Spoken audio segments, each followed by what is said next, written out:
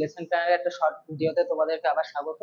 তো আমরা আইন অমান্য আন্দোলনের নারী সমাজ তাদের যে ভূমিকা সেটা নিয়ে পরপর পয়েন্ট ওয়াইজ যে নামগুলো মনে রাখতে হবে সেগুলো আমরা একটু দেখে নেব।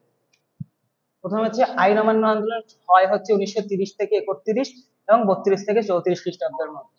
লবণ সত্যাগ্রহের মাধ্যমে গান্ধীজি এটা সূচনা করেন, যাতে অংশগ্রহণ সরাসরি ভাবে করেন কমলা দেবী চট্টোপাধ্যায়, অবন্তিবাই গোখেল। গান্ধীজি প্রথমে নারীদেরকে অংশগ্রহণে বাধা দেন, তাই সরোজিনী নাইডু প্রতিবাদ করেন, যার ফলে ইয়ং ইন্ডিয়াতে গান্ধীজি এই মহিলাদের আবার আমন্ত্রণ জানান। মুসলিমদের মধ্যে জবেদা খাতুন এবং দৌলতুন্নেসা খাতুন এই আন্দোলনে অংশগ্রহণ করেন। রানী গৈদুলুই নাগাল্যান্ডের প্রথম মহিলা বিপ্লবী বলা চলে বা বিদ্রোহী বলা চলে, যিনি ব্রিটিশ সরকারের বিরোধিতা করেন।